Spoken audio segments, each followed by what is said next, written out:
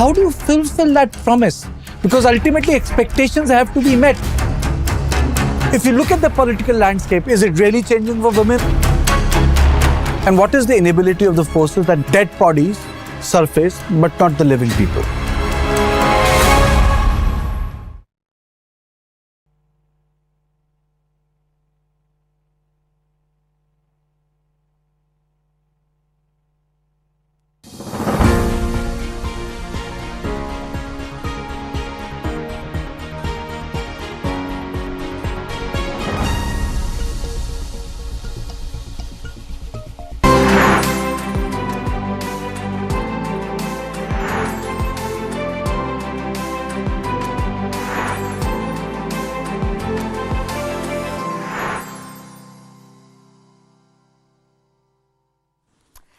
Welcome. You're watching Global Lens on News 9 Live with me, Neha Khanna. Once again, our big focus is on the Pakistan elections. A day after a highly controversial general election marred by violent unrest, an internet shutdown and allegations of widespread rigging, votes are still being counted in Pakistan. Most have termed it a sham of an election. Some call it a selection instead of an election. Others say this has been the least credible election in Pakistan's history, even by the country's dismal electoral track record. That's because of the one factor that has remained a constant in Pakistani politics since independence: interference and exercise of control by the Pakistan Army. Some 44 parties contested the election to the National Assembly, but most analysts believe there is only one contender for the top job: former Prime Minister Nawaz Sharif. Once viewed as a bitter opponent to Pakistan's powerful army, Sharif's fortunes seem to have vastly changed, as he is now seen as their hand-picked man. On the other hand, the man who was the darling of the military generals till just a couple of years ago, former Prime Minister Imran Khan, was barred from contesting after being ousted from power and is currently languishing in prison following multiple convictions in corruption cases. But much to the chagrin of the army, which he boldly took on, Imran Khan's popularity doesn't seem to have waned even from behind bars, as many from his party, the Pakistan Tehreek-e-Insaf or the PTI, who ran as independent candidates, have done much better than expected and are in fact giving Nawaz Sharif's party, the Pakistan Muslim League Nawaz or the PML-N, a run for its money. Even though the picture is far from clear, as counting of votes is still taking place at a painfully slow pace, trends seem to suggest that the PML-N and the PTI are neck and neck in the contest. First-time candidate and former Foreign Minister Bilawal Bhutto Zardari, son of assassinated Prime Minister Benazir Bhutto, is also in the running, though his party, the Pakistan People's Party or the PPP, is in the third place in the race so far. Imran Khan's PTI faced tough challenges in this election. Not only was Khan sent to jail last year, the party was banned from using the iconic cricket bat symbol, which was synonymous with Khan. The move forced PTI-backed candidates who ran as independents to use other symbols instead. Electoral symbols play a key role in a country where more than 40% are unable to read. The PTI has alleged that other tactics were also used to prevent their candidates from campaigning, including locking up PTI members and banning them from holding rallies, effectively forcing them underground. No election in Pakistan's history has been without its controversies, but this one seems to be the most controversial and least credible till date, not least because one former Prime Minister, Imran Khan, is behind bars, unable to contest, while another, Nawaz Sharif, re-emerged from self-imposed exile, had his criminal record wiped clean and the lifetime ban on him overturned, and is now the front-runner to be the Prime Minister again, thanks to the blessings of the army. This three-time Prime Minister did not even contest the 2018 election, as he was in prison and banned from running for office after a corruption scandal. 6 years later, following a period in exile in a luxury London apartment, Sharif is back. His PML-N party, under his brother's leadership, took control after Imran Khan's ouster from office in 2022, thanks to the former cricketer's falling out with the same army which had propped him up in 2018. But Nawaz Sharif, who could be headed for a record fourth term in office, knows well that the army can change its preference. His strained ties with them during his third stint in office, which began in 2013, were followed by his ouster. His second term was cut short by a military coup in 1999. On the other hand, cricketer turned politician Imran Khan's rise to power and fall from grace have both been attributed to the army. His opponents in 2018 accused him of being their proxy, while his supporters alleged the army chief is behind his imprisonment. Observers would agree that both are equally true. Back in 2018, the leader of the PTI was portrayed as an agent of change, a disruptor, and an outlier who promised to end dynastic politics, ensure accountability of corrupt politicians, reform the judiciary, and create jobs for young people as part of a revamped economy. But under his rule, the economy collapsed, the cost of living soared, many of his political opponents were jailed, media freedoms were curbed, and human rights violations and attacks against journalists increased. As they say in Pakistani politics, the more things change, the more they remain the same. And whoever forms the next government is unlikely to provide the kind of economic and political stability and reforms that Pakistan desperately needs. The country is reeling under unprecedented crises triggered by a collapsing economy, soaring inflation, chaotic politics, and deteriorating security situation amid unrelenting terror attacks. All right, before I go across to my guests, let's quickly listen in to Nawaz Sharif, who is addressing a rally right now. बहुत कम आए हुए थे और यहाँ पर 10%, 12% नताइज अभी आए थे, लोगों ने अपनी राय कायम करनी शुरू कर दी। ऐसे तो नहीं होता ना यार, ऐसे होना भी नहीं चाहिए भाई, ऐसे नहीं होना चाहिए। देखिए इस मुल्क के अंदर सब इदारे, सियासतदान, पार्लियामेंट, अफवाज पाकिस्तान, अदलिया, मीडिया, सब मिलकर अपना एक पॉजिटिव किरदार अदा करें पाकिस्तान को इस भंवर से निकालने का। ये सिर्फ All right, Nawaz Sharif there addressing his supporters. Is this going to be a victory speech? Votes are still being counted, but is Nawaz Sharif set to declare victory? We will find out in the next few minutes. But let's now go across to a man who is amongst the foremost authorities on Pakistan. Ambassador G. Parthasarathi, former Indian High Commissioner to Pakistan, joins me on Global Lens tonight. Ambassador Parthasarathi, welcome to the show, sir. Great to have you with us. As I said, Nawaz Sharif is addressing his supporters as we speak. We wonder if this is going to be a victory speech. But as I said earlier, you know, in Pakistan, the more things change, the more they remain the same. Few people understand it better than you do. The puppet master remains the same. The puppets keep changing. In 2018, it was Imran Khan. Most believe it is Nawaz Sharif this time around. Is that your assessment as well, sir? Well, it's not correct to predict things all that finely just now, because let's face it, Nawaz Sharif was High Commissioner when I was there during the Kargil conflict. And so since the army prevailed over the Pakistan army in Kargil and sent them packing, it became a big row between Musharraf and Nawaz Sharif. So I was witness to a coup where Sharif was thrown out by the army. Sharif seems to have a propensity for that, and he should be more careful. Right now, he has the backing of the army because everyone is more scared of Imran Khan. And what are Imran Khan's real problems at the moment? The army chief, General Asim Munir, was a person who was scheduled to become the Director General SI, and Nawaz Sharif had him shunted out. So what you're saying now is Asim Munir came back before Sharif could return as DGI, and he is giving back in return what Nawaz Sharif did to him, denying him that job. And this was just some years ago. So this is a sort of going on rivalry. Nawaz at the present moment,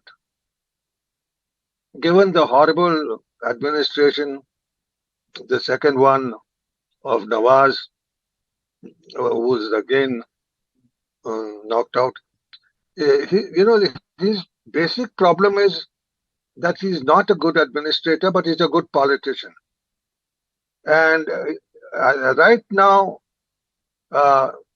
he seems set to be naked, but even then, things are close. I mean, the last we had is 134 seats declared, to which Nawaz at 51, now 40, and Imran Khan 51. But Nawaz has support from other parties. Imran doesn't. He's a loner. So he would end up with a majority.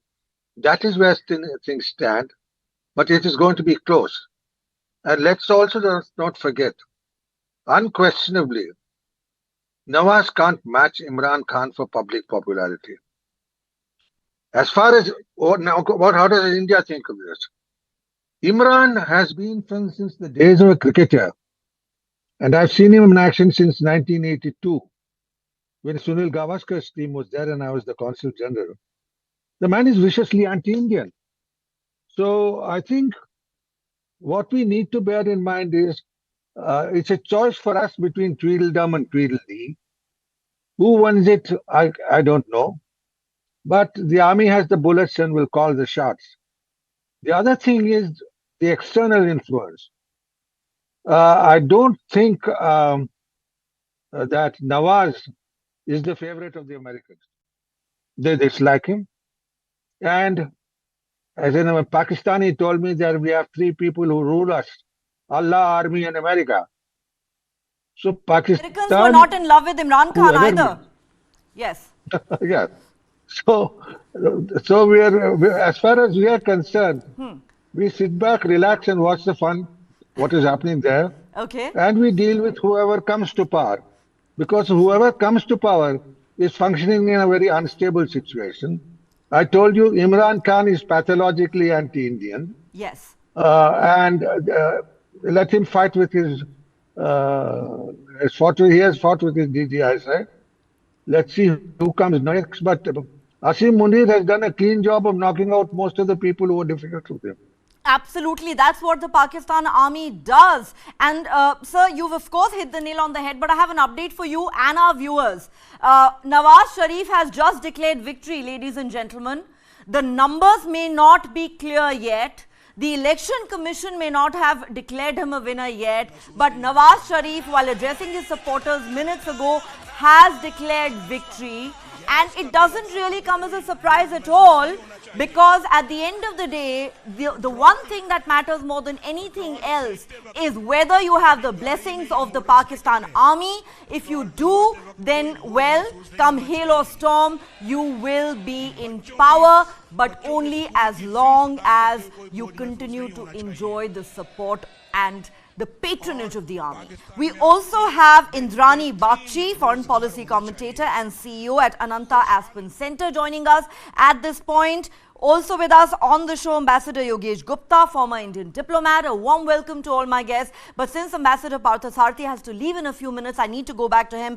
Ambassador Parthasarathi, like I said, Nawaz Sharif has claimed victory. It doesn't come as a surprise. While trends suggested that PTI and PML-N were neck and neck, and you know, the PTI-backed independent candidates did give PML-N a run for its money. But at the end of the day, if the army has handpicked Nawaz Sharif for the top job, then Nawaz Sharif it has to be. The question, however, is can the next government, headed, let's say, by Nawaz Sharif, extract Pakistan from the mess that the country is in currently?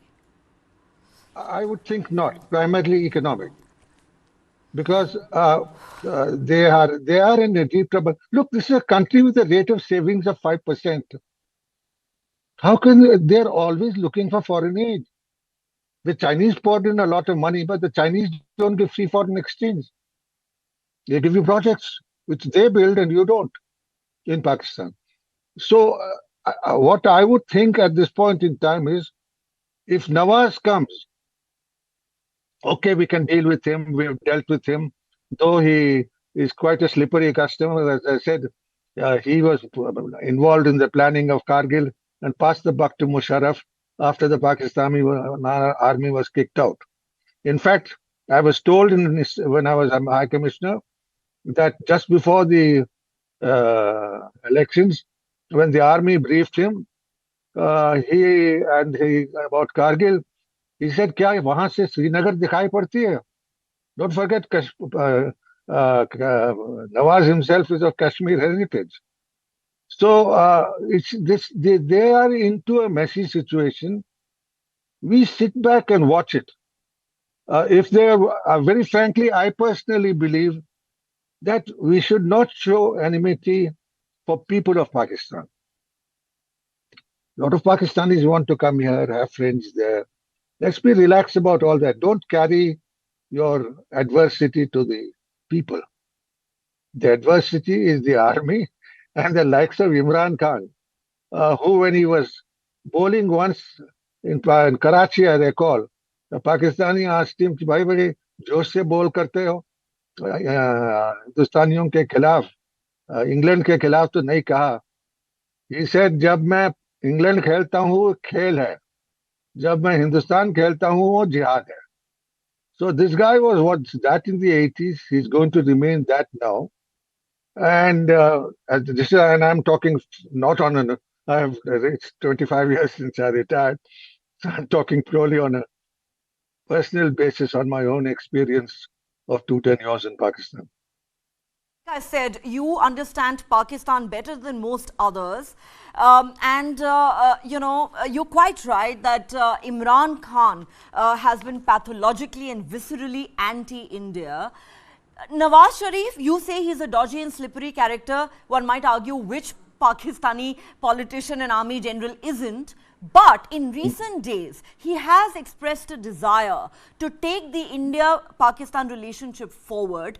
Do you believe that the army will allow him to bring this relationship out of the deep freeze that it has been for a long time now? Also given that there are very strong chances that India could have Modi 3.0 very soon in this country. Yeah. And remember, it was Prime Minister Modi who went to Lahore on the occasion of Nawaz Sharif's granddaughter's wedding. Well, Nawaz must have known what was in the air, and if I recall correctly, we got into an aerial battle thereafter. The fact of the matter is, Nawaz, mistaken, yes, I think he's hospitable. He's a very pleasant person, but I don't think he can concentrate on one issue for 5 minutes at a time. He's not that man with the thoughtfulness which one expects from a prime minister. He's very sharp financially. He's made his money, even living in London. Comes from a very rich family in Lahore. Very cultured, hospitable. But you have to assess the man.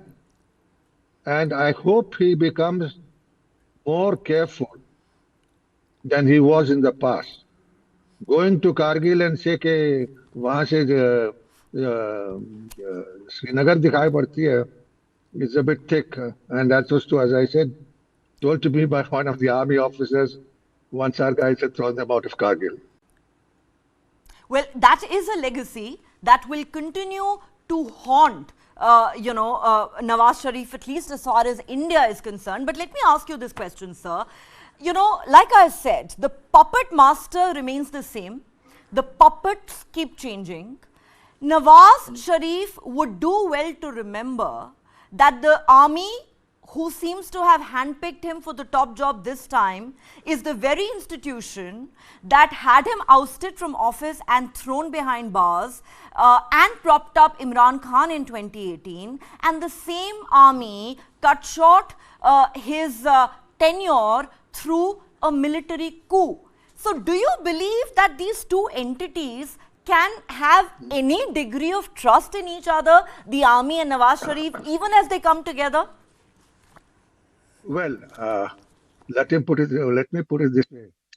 Asim Nawi, Munir, when he was not given DTISI, he suddenly found when Imran was rallying for, and Imran got rid of him.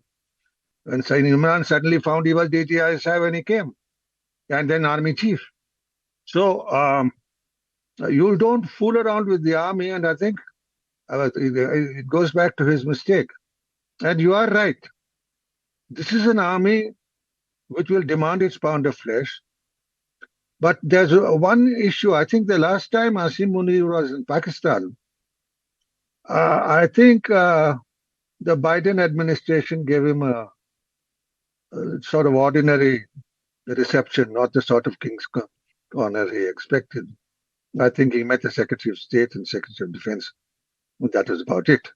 So we have to look at, when dealing with Pakistan, look at the America. It's always, as they said, a Pakistani told me that they are ruled by the Almighty A's, Allah, Army, and America. So you have to view Pakistan holistically. But one more point I would reiterate: don't make every Pakistani or look at them as an enemy. They have an army which does all this stuff. They have to live with it more than us. And as I said, as long as you keep the doors open, sports, and every one of them wants to visit India. We have 2 agreements under which they can. Be relaxed. Let them come and see where we've reached and where they are. Well, let's not forget that it is these very leaders who recently acknowledged that their neighbor India has reached the moon while they are still grappling with unprecedented poverty. Final question to you, Ambassador Parthasarathy, before we let you go. Many are now calling Nawaz Sharif the king of comebacks because it had been believed that it was the end of the road for him when he was living in exile in London. Therefore, I'm going to ask you, what is your take on how things might pan out going forward for Imran Khan? Do you believe it is the end of his political career? The man will now just languish in jail? Or could there still be a twist in the tail and some sort of a deal between him and the army could still be struck? Yes, that's possible. I don't rule it out, but I don't say it'll happen. Because you've got a tempestuous army chief who is there, and you've got Imran Khan there also. So he has to watch out. And I think he's been twice bitten. He shouldn't be thrice shy. So I think he'll be more careful in pushing things. But, I wouldn't envy him. They are in such a mess economically that I think India should take it very coolly with them. Get a couple of school kids around, send a few gestures of goodwill. Yes, you will continue to have an Islamist lobby which is very anti-Indian. That's a fact of life you'll have to live. But you should be seen by the world as being open and friendly. He is an elected leader, and it is Nawaz when he comes in. Because as I see it, they only have to pull out a few from here and there, and they'll make it. With some time ago, they had 91 seats. They need 100. So, yeah, I think they will be very near or at it. All right. On that note, Ambassador Parthasarathy, thank you so much, sir, for your time and perspective. It's been wonderful to have you on the show. One little point. Sure, sir. Go ahead. You've got someone after me. Go ahead. You've got Indrani after me, and she's very well informed. You're absolutely right. I agree with you 100% on that. It's been an absolute pleasure talking to you. Thank you so much, Ambassador Parthasarathy. Before I go across to Indrani Bagchi and Ambassador Yogesh Gupta, let's listen to what Nawaz Sharif told his supporters just a short while ago. He's actually claimed victory. Pakistan Muslim League Noon सबसे बड़ी जमात बन के उभरी है. Alhamdulillah. Muslim League Noon is the largest single party in the country today after the elections. और मैं समझता हूं कि हमारा फर्ज है कि इस मुल्क को भंवर से निकाला जाए. हमारे पास तो ये फर्ज बनता है कि हम इस मुल्क को भंवर से निकालने की तदबीर करें. हमने पहले भी अल्लाह के फजलो करम से मुल्क को मुश्किलात से निकाला है और आज भी निकालने का एहतमाम कर रहे हैं. और मैं आपको बताना चाहता हूं कि हम सब पार्टियों के मैंडेट का एहतराम करते हैं. जिनको भी मैंडेट मिला है हम दिल की गहराइयों से एहतराम करते हैं, चाहे वो पार्टी है चाहे वो फर्द वाहिद है. All right, so it looks like Nawaz Sharif is set to become Prime Minister of Pakistan for a record 4th term, but it is not going to be smooth sailing. We need to take a quick break here on Global Lens. Don't go anywhere. We'll continue to dissect and decode the Pakistan elections. On the other side, we have Indrani Bakshi and Ambassador Yogesh Gupta for you. Stay with us.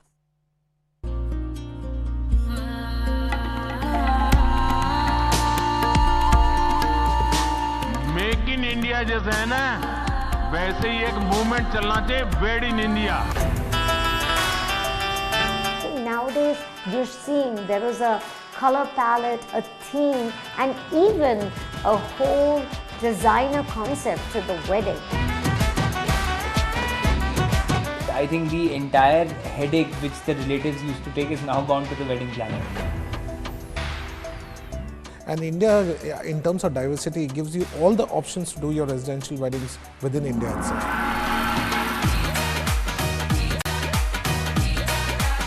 The big fat Indian wedding will end up adding to the growth of India's economy.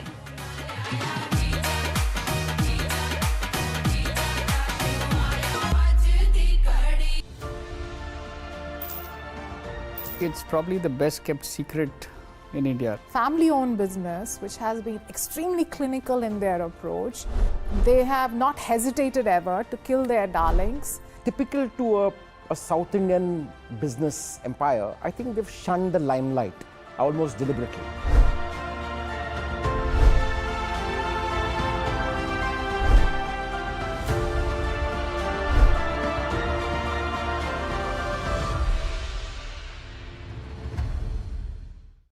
For the very first time in our investigation, we unmasked the killer of Ravindra Matre.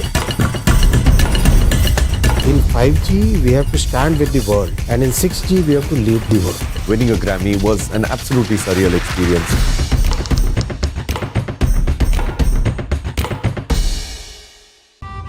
In our previous episode, we took you around the city where we witnessed the chaos of Bengaluru's roads, the frustration of commuters, and the everyday battle of a Bengalurian. We are travelling again from KR Market to Whitefield, but this time we are not doing it in a car, but we are doing it in Bangalore's lifeline, the metro.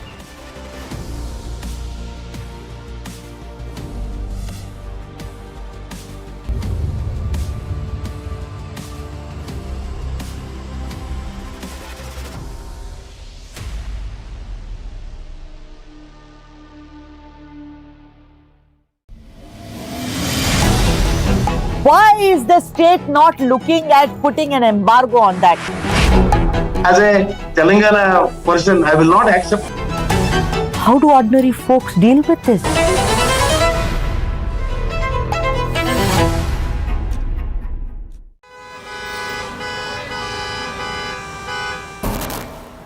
Bangalore traffic is an example of something that has gone wrong with our system. We have more than 50 flyovers in Bangalore city. If flyover is a solution to traffic problem, Bangalore should not have traffic problem. According to TomTom Traffic Index 2022, Bangalore is ranked as the second worst city in the world when it comes to traffic. The speed limit at the ORR is 80 kilometers per hour, but our vehicle has only moved 10 kilometers per hour. What Bangalore needs is a surgery, but what we have been offered repeatedly are band-aids.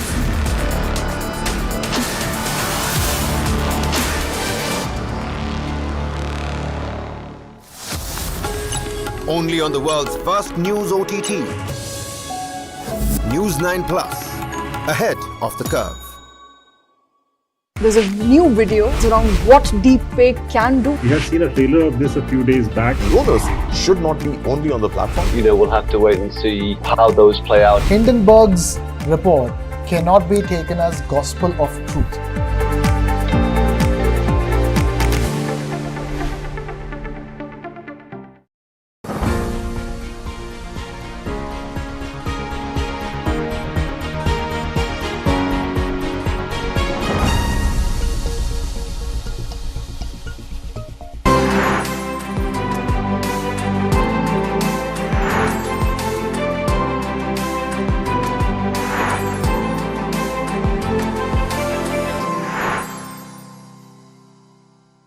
back. You're watching Global Lens on News 9 Live with me, Neha Khanna, and we're discussing the Pakistan elections. Let's now go straight across to my guests.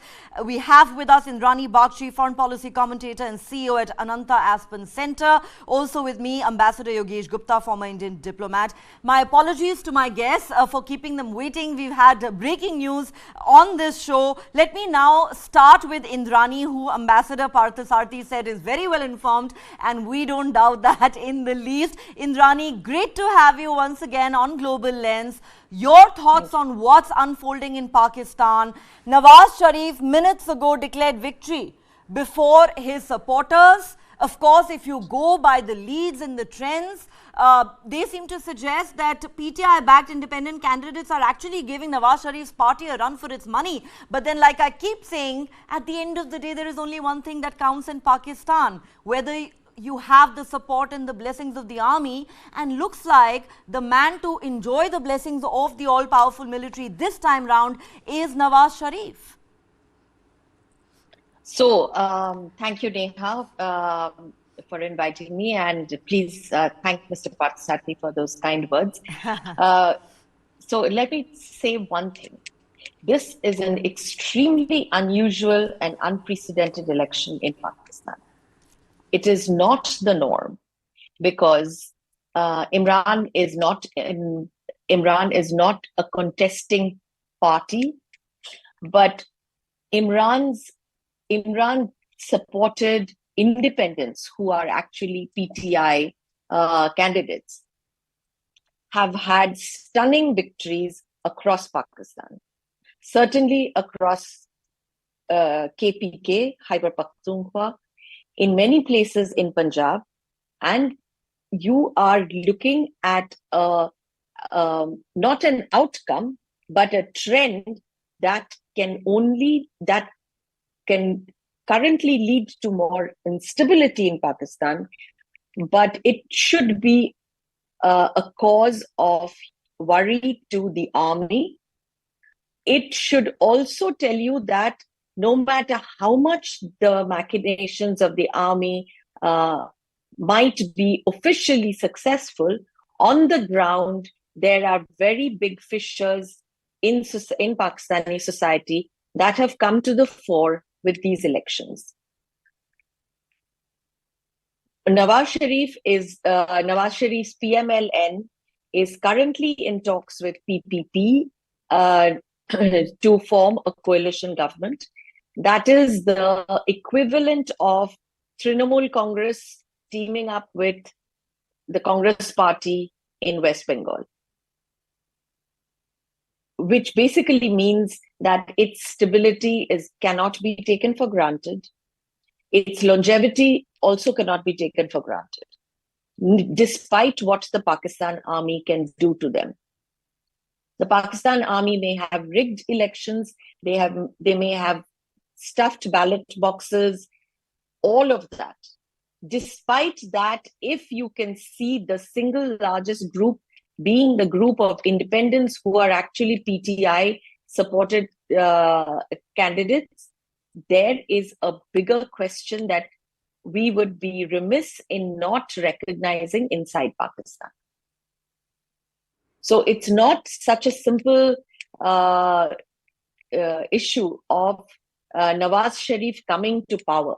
Nawaz Sharif, if you must have covered this earlier in the day, at around 5 o'clock in the evening, Nawaz Sharif cancelled the victory speech that he was supposed to give and walked away. He had announced that he was going to come. He's back but now. It wasn't. Yes.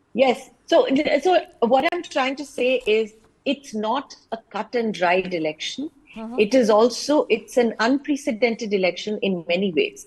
And we will see how the situation unfolds both on the ground and in the political, in the government corridors over the next few days. My sense is the Pakistan army will try its damnedest to break away some of the independents from the PTI group and add them to Nawaz's tally. I just saw that the president of the PTI has denied that any of his people are joining Nawaz Sharif. We'll see how that plays out. We know that Nawaz Sharif has started talks with Bilawal Bhutto. So we will have to see how that plays out. We do know that any marriage between PML-N and PPP will be midwifed by the army. What we don't know are a couple of things. These are all your knowns. What is it that you don't know? We don't know how much of the army continues to support Imran Khan. And please understand that 4 years prior, it was the same Imran Khan with the support of the army that came to power. On May 9, 2023, when PTI cadres were on the rampage, they received help from a section of the army. We shouldn't forget that, which basically means that the army no longer is a coherent entity, that there are fissures within the army as well, that whether there are fissures, but there's certainly dissonance within the army hierarchy. We must remember that. The third issue is the issue of the Pashtuns. KPK is almost certainly in Imran Khan's kitty. That has its own implications for the current state of conflict between Pakistan and Afghanistan. These are all variables. These are all the unknowns that this election has thrown up, just by the very fact that people did not vote in the way the army wanted them to vote, despite all the challenges put in Imran's way.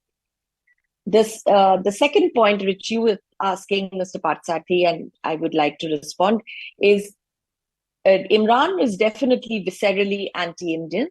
But let me tell you, there is no Pakistan Prime Minister that cannot be viscerally anti-Indian and live to tell the tale.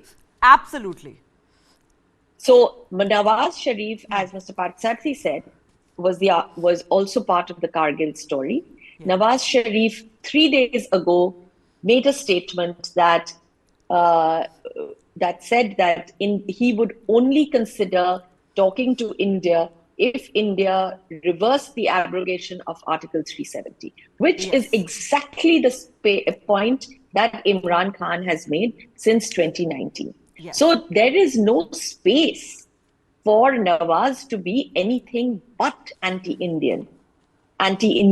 Yes. As Mr. Patsati said, for India right now, we should not become a factor in Pakistan's domestic politics.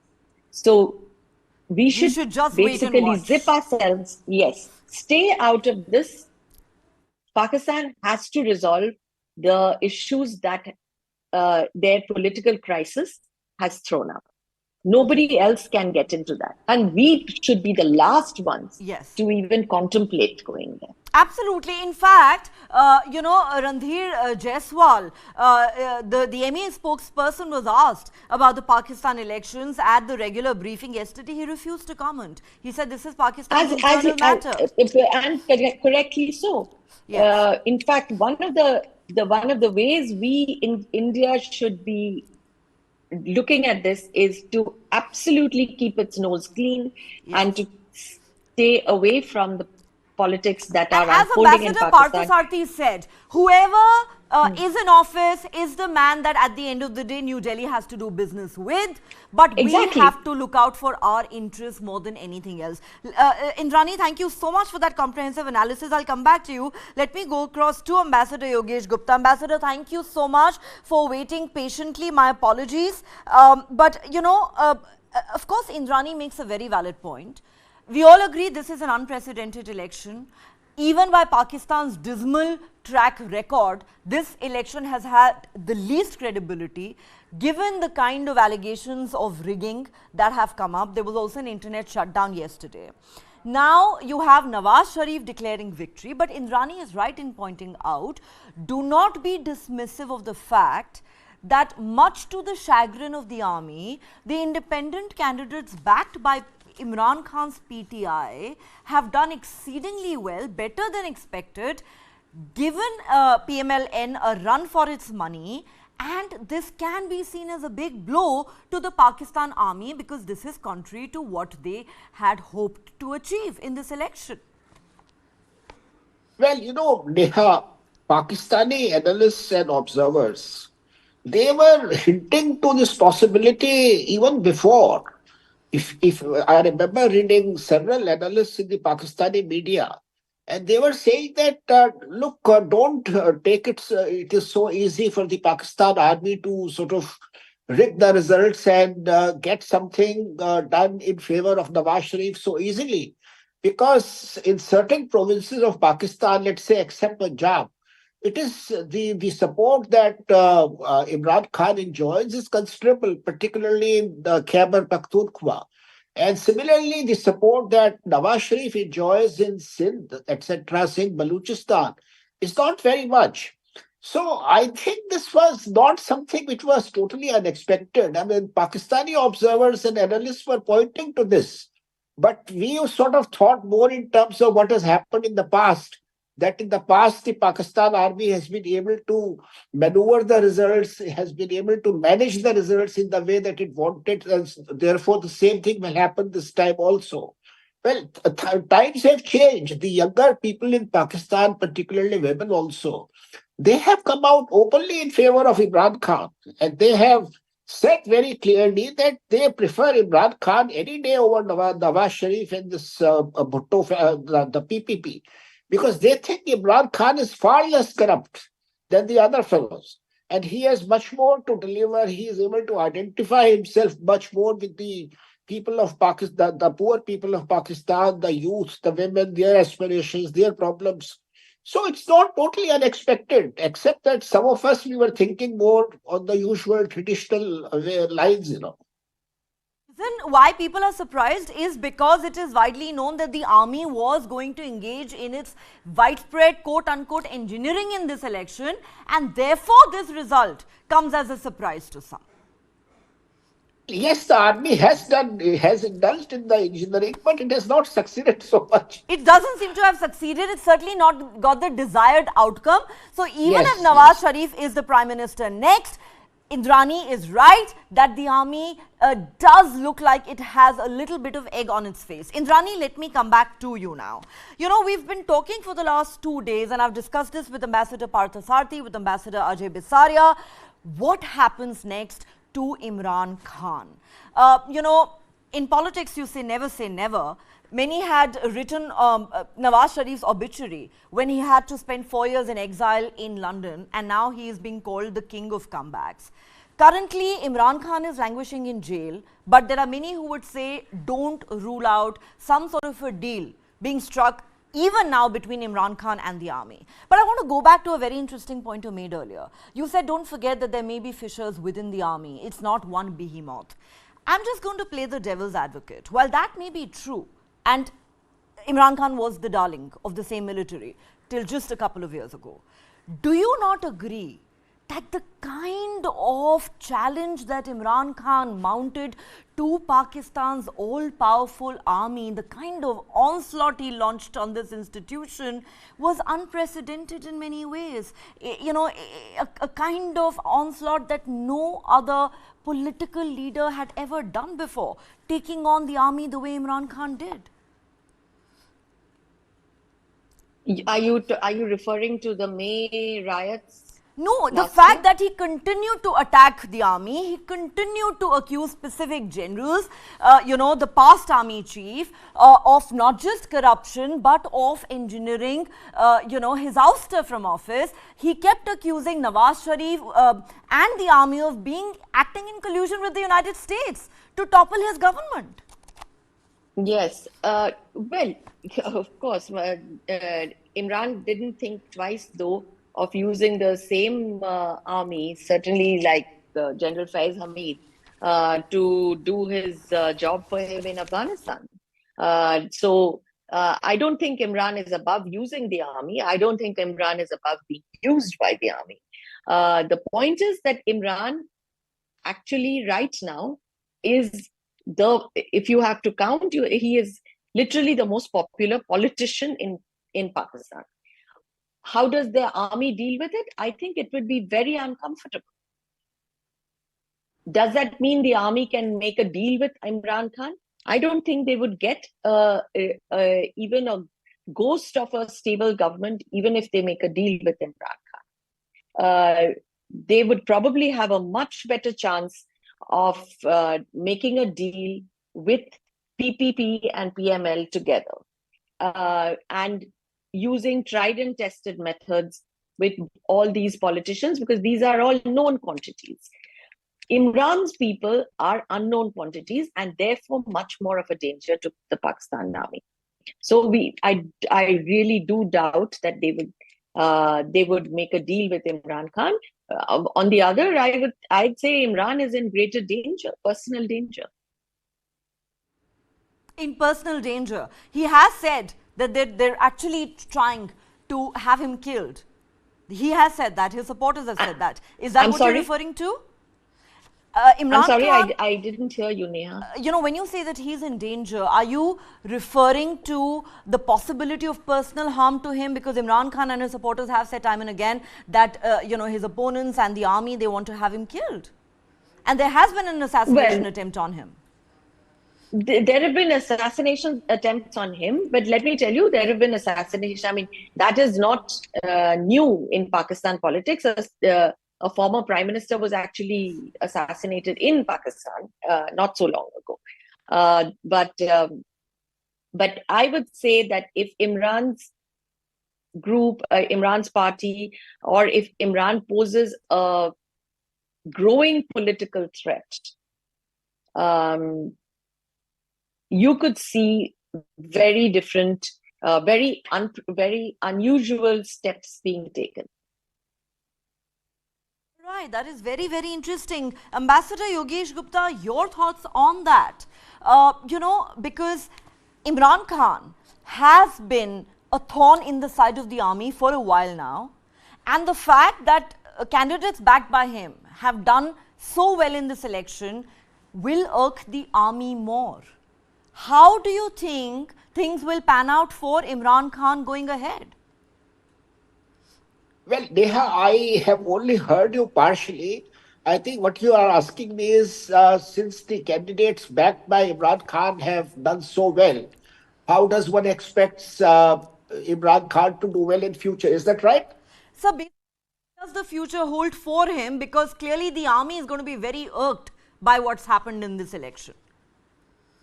Well, Neha, given the situation that Pakistan is faced with, and given the history of Pakistan, and given the way that the army plays such a important and decisive role there, I don't expect the army, particularly the army chief, to seek any compromise with Imran Khan, at least not for now. And they will certainly, the way things are panning out in Pakistan, it looks as if the army has made up its mind to continue to back Nawaz Sharif and sort of support him for now. But as things stand right now, it seems that Nawaz Sharif will be seeking the support of other parties. Now, the army will try to get some of the independents who have won with the backing of Imran Khan's party or with Imran Khan to switch to Nawaz Sharif. That is a very clear possibility. There is also a possibility that the Bhutto's PPP may support Nawaz Sharif. Also, smaller parties like MQM and others. So the army will continue with its old game of trying to bring Nawaz Sharif into power.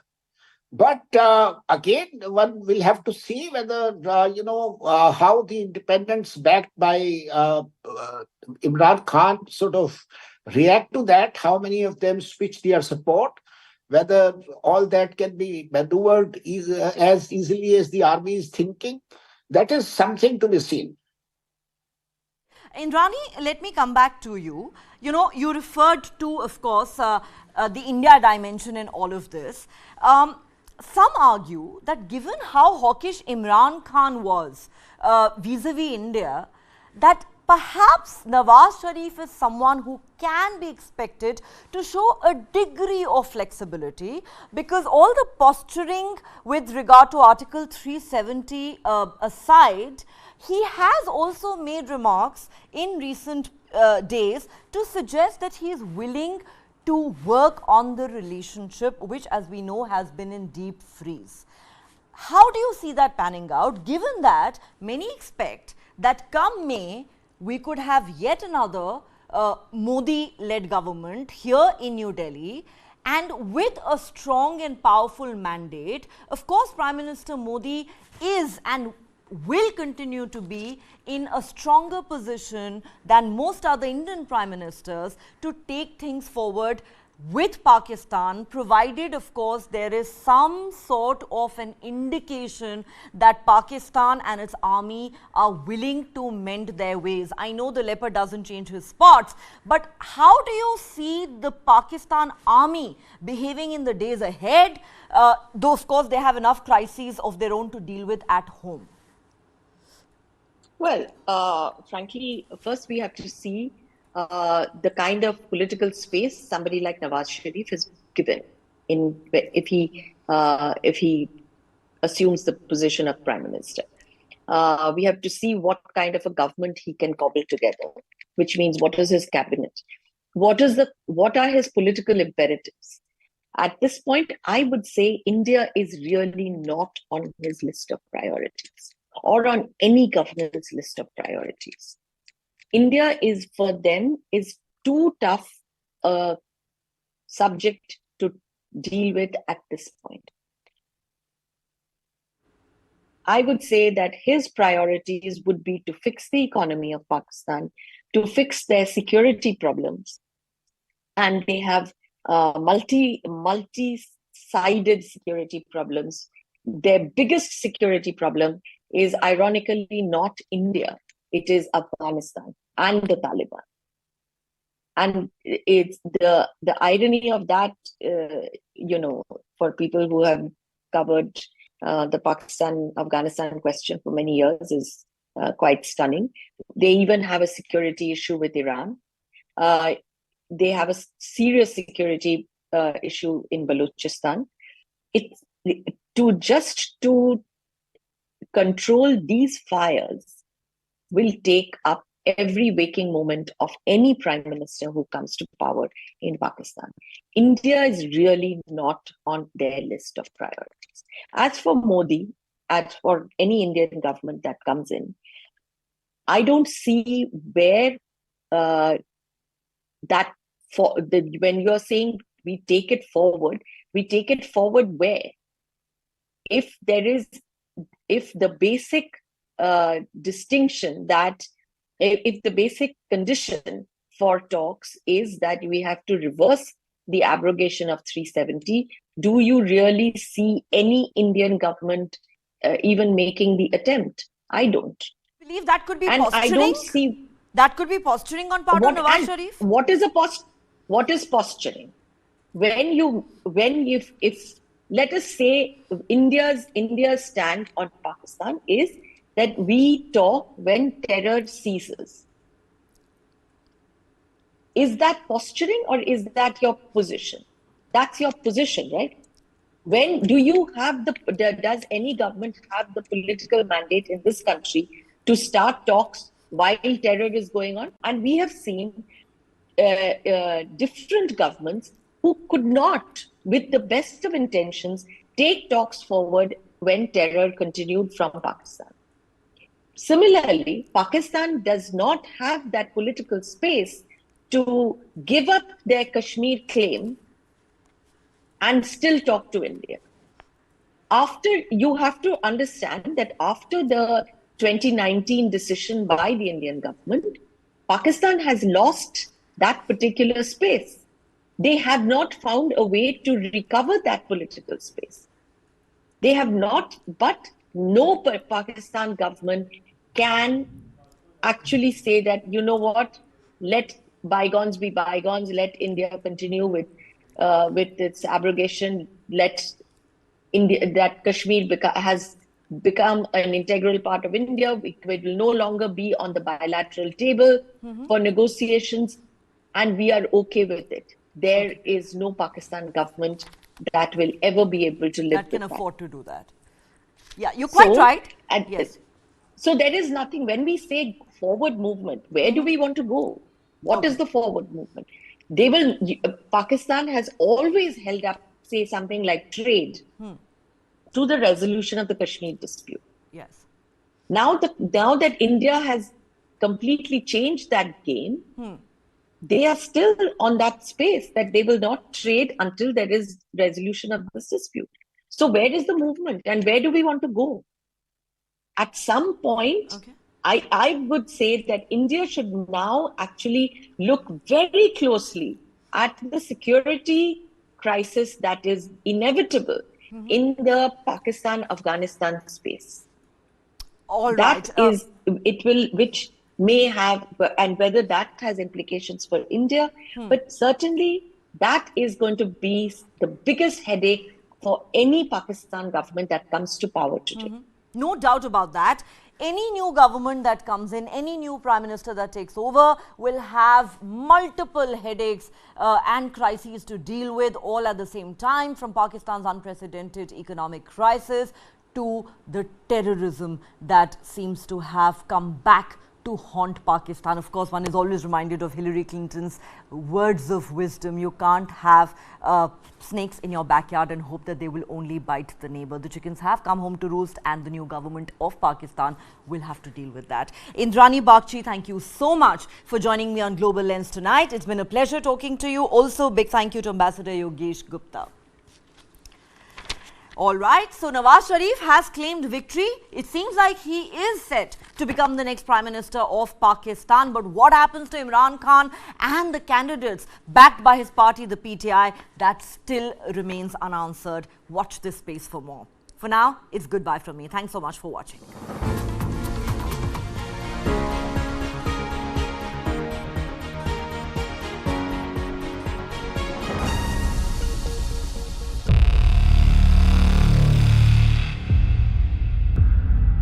वर्ष 2070 तक Bharat net zero का लक्ष्य हासिल करेगा. There is certainly a wall of capital coming into the clean tech, climate tech space, not just in India but across the world.